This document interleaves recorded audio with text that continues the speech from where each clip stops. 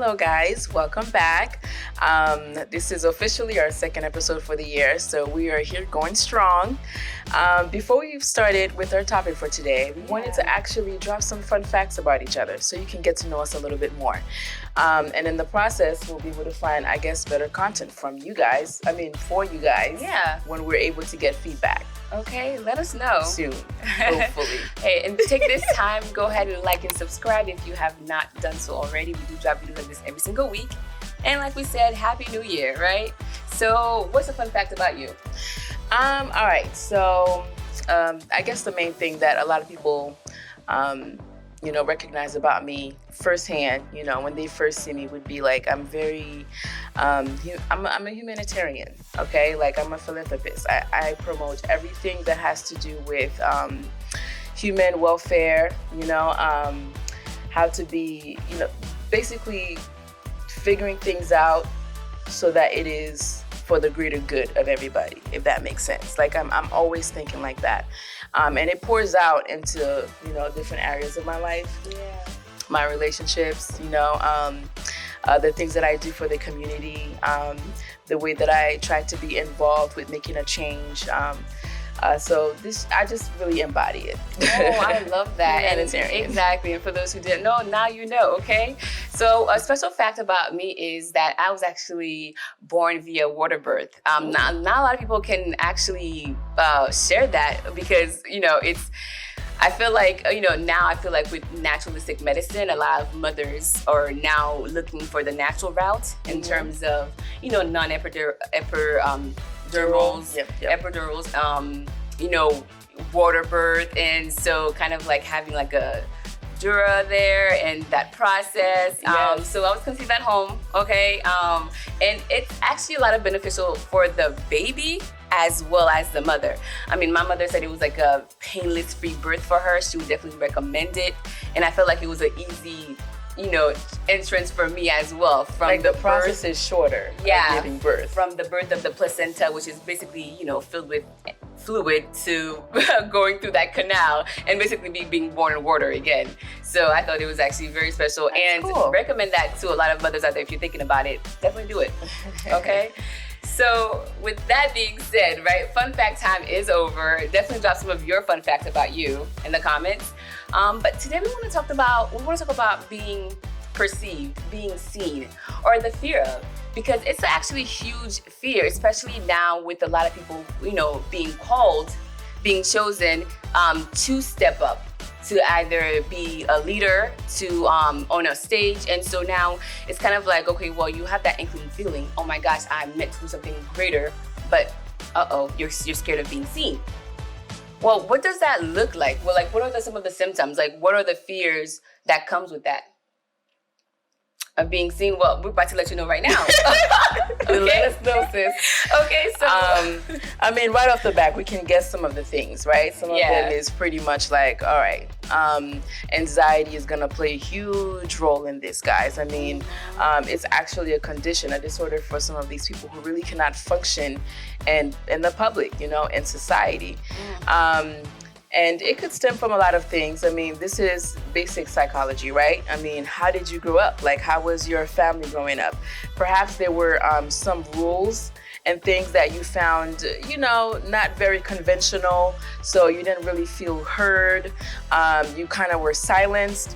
Whatever the situation might be as you were, a kid, or maybe you felt unvalidated by your peers. Okay. There's lots of ways where people can resort to this state of mind where we feel like, oh my gosh, I don't want to be seen. Like, maybe fear of embarrassment. Okay, yeah. And like you're saying, were you silenced? Were you silent or were you silenced?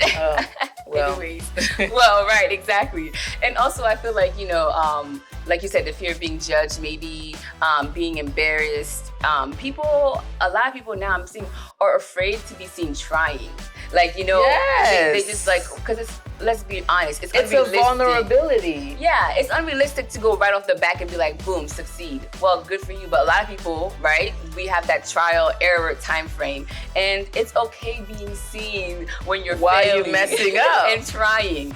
You should give yourself a pat on the back because you're still going out there pursuing what you want to do, even though it's trial and error and still trying in that method, right? It's that fear again of just kind of like, what will people say? What will people do? Well, we don't care what they're gonna say because they're sitting on their butt, not doing anything. Oh yeah, they're gonna judge anyway. So like, you're not doing nothing, they're gonna judge you for not doing anything.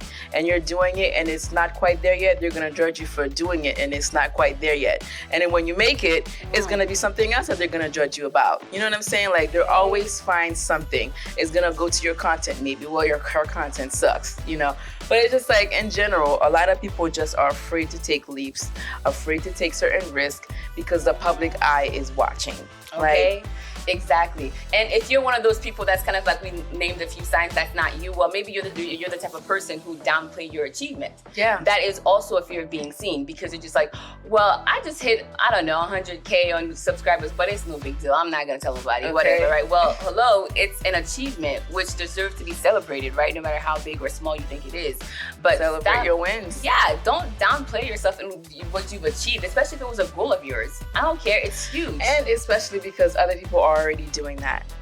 The next person is going to be the first one to try to downplay your work ethic, the work you put in, the things that you do. You know what I'm saying? To get yourself to that point. It's not going to look like it's a big deal from the outside looking in. But you know the work you put in. You know what I mean? You know the type of, dedication and commitment you have to put into this.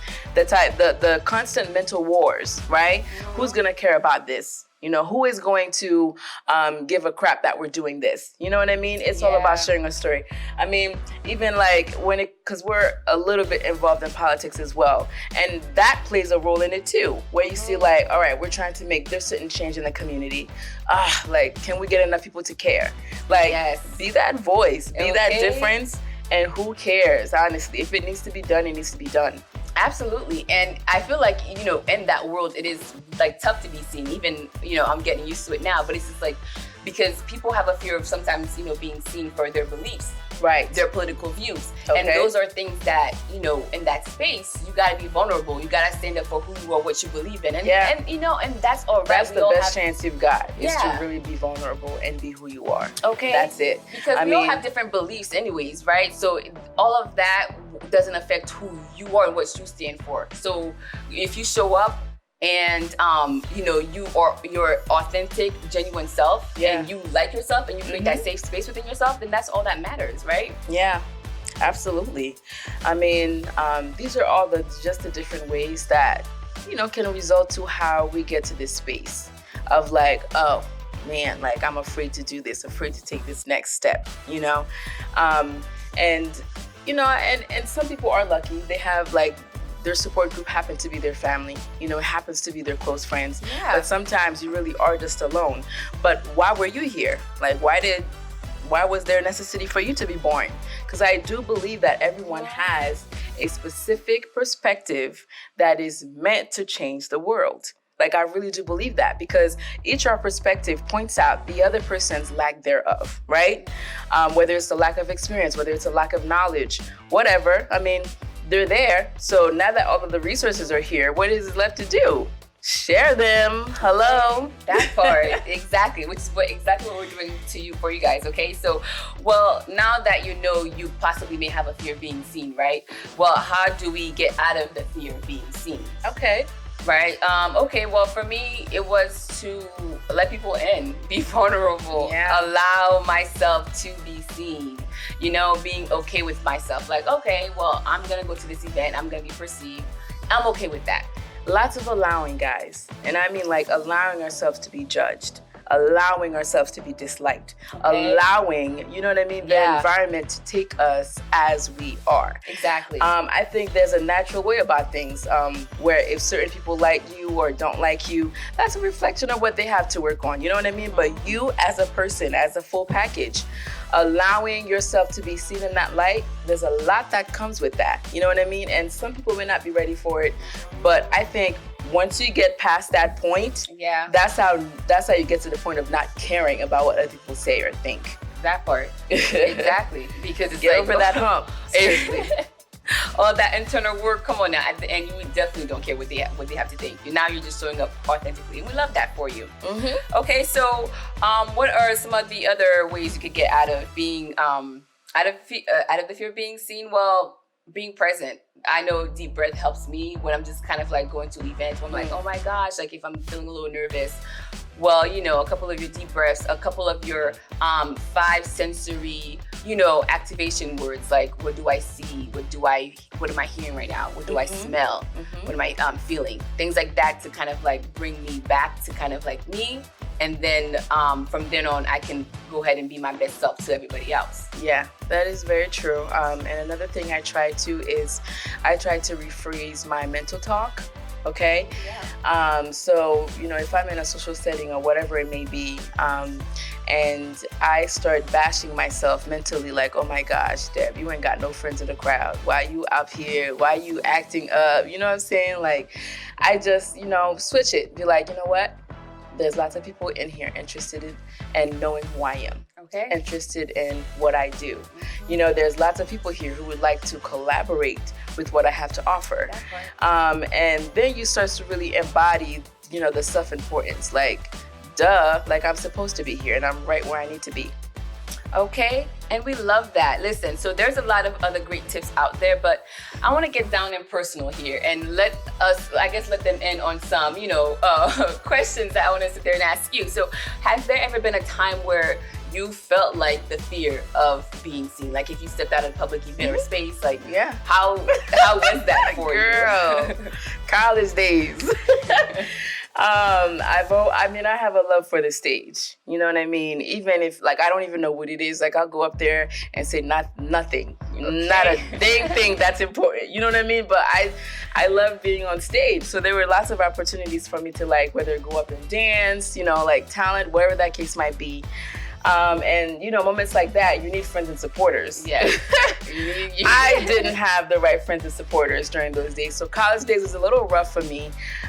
Being seen kind of like had like a negative impact where it's just like, dang, like I went up there and I thought I had people who were going to cheer me on. When I got up there, all of them was quiet. Damn. Could I even see them in the crowd? Like, where y'all at? But so, that was like one hump I had to get over because it was just like, oh, that's right. Yeah, a lot of people are going to act like they're with you. Yeah. Until you get up on stage. That part. And then they're going to disappear. You look back and it's like, where's everybody else? Yes. Well, so that was the first hump I had to get over. Like being in front of people, being, humiliated in front of everybody. And I think something went wrong too. Like the one time, like I couldn't even hear the music. I was off key. The people wouldn't bring up the music. And it was just like, it sounded like trash. I was just so over it. I was just like, you know what? Oh, goodness. Yeah. At that point, what can you really do? Like so that I feel like, you know what I mean, should have triggered some fear of being seen in me. But I was still like, no, like, F that. Like, maybe that wasn't my time, maybe that wasn't my situation, but I will be up on stage again. Okay. Best believe. But until that, I don't care. I'm past the point of like, being embarrassed. I'm not afraid to be embarrassed anymore. Yeah. Vulnerability, it's a necessity, and it's just part of who I am. Whatever. Okay, no, period. And I think a lot of people need to have that same mindset.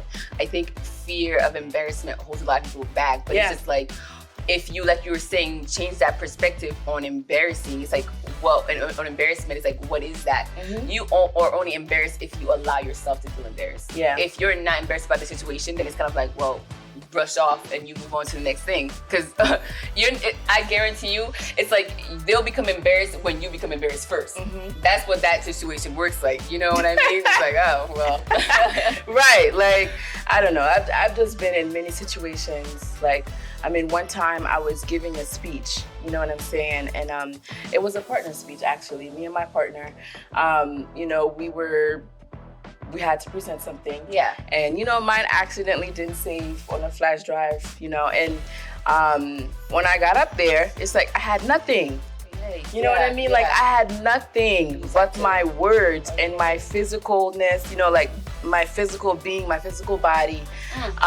everybody with blank eyes staring at me. And I didn't have any slideshows, nothing. All I had was some notes on some whatever notepad. All I had. And if I didn't, practice, I guess, it would have gone to crap. But I was able to make it out of there because I was just like, you know what? No, I know my material. Yeah. I'm going to talk to these people. I have something to share. You know what I mean? Yeah, I may not be able to show you some examples. You know what I mean? Technicalities aren't there. Whatever, IT isn't working, whatever. But I still put myself out there. I still allowed myself to be vulnerable to these people and express to them that I don't have the material prepared like I thought I did. Yeah, and the acceptance, right? They actually, once you are, honest with the crowd, they are able to give you that break, exactly. You know what? Okay, right? Because everyone could, put yourself in your shoes. It's that grace. Okay, you were vulnerable with them. Hey guys, this is what happened, and therefore they extended that grace to you and be like, exactly. Well, that could happen to anybody. You're a college student. And that's how you build onto that situation right there. I think the crowd still got the gist of the point. Yeah. I wasn't able to show them no visuals, but the message came across, and I still passed. So it worked out. Okay, and that's what we're trying to get you guys to understand, that shift in between. Because when you walked us through that storytelling, it was okay, well, you first was I'm doomed. Then it was well, hold on now, let me change this a little bit and get that shift in perspective. And then in the end, you succeeded through what you had to go through. So that's really what that fear of being seen is. It's fear at first, but once you go through it, you're okay being in that spotlight. Yeah. So I want to hear a little bit from you too. Wasn't there any moment where you felt like you didn't want visibility? Any past experiences where you're oh my gosh, never again will I allow people to make me feel like this again? Oof. Well, actually, this is back in my younger days too now, because it was a love-hate relationship with going out to social events for me, because and the group of friends that we're always out, we was always kind of this group of attention, center scene, front and center. And so it's, it can be a little bit, I don't want to say intimidating because I was the one, I guess they were, I don't know. I just don't know. But at those point in time, I did have a fear of being seen and perceived. How do they perceive me, But those were just my young days of just kind of adulthood anyways. So it was kind of when more so external noises matter. Now in my stage of life, thankfully, right? External noises don't matter to me much anymore. It's all internal. Yeah. So it's kind of now I'm such okay showing up and being a weirdo in public, being seen as whatever, having a good time, laughing. Okay. Because it's my world. Y'all just living in it. It absolutely is. And I used to be so concerned with those people who had all the time in the world to be concerned about what I'm doing. And then it became, what's it called? A compliment. That part. Oh, out of everything you could have been doing today, you decided to check up on Deb. Why, thank you. Well, let me let you on in on what I'm doing, okay?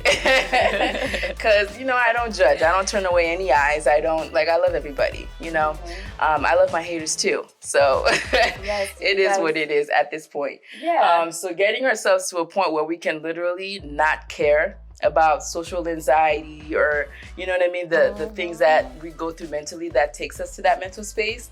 If you can work to combat that, the world is yours, honey. Okay. No, because the world is yours. Because it's time. Okay, this is your year. You've been chosen, you've been called. But, answering is up to you. And when you show up authentically so you can be seen. Yes, don't forget to wear some vulnerability. It's beautiful. You know what I'm saying? It's literally beautiful. People love that. And they do. And they connect with you more because it's kind of you feel real, like a real person. Yeah, exactly. We're able to, all right, from one person to the next, you could kind of be like me in a way, Exactly. And like you were saying, it makes you like a real person. It personalizes you. So in case you were going out there, right, instead of being seen as a robot to somebody, now you're oh, this is a person. I know a fun fact about her. She smiles. I know this and that. Now it's more of a genuine connection. It's more authentic. So we definitely would love to hear about how you guys are getting over your fear of being seen. How does that look like for you? I mean, like how is it working out in terms of I guess, like the tips and tricks that you're trying to help you overcome these fear of anxiety, fear of like being noticed, you know, because you can't really move up without being noticed. That's the point. The hard work you're putting, you know, all the effort you're putting in, that's the point. That's so that it could be showcased in front of everybody afterwards, okay? So put in your hard work and, you know, give yourself some props. Like, don't downplay your success. It is what it is, you know? Definitely that part. So if you have not already, go ahead and like and subscribe. We do drop videos like this every single week. So we will see you guys next week, okay?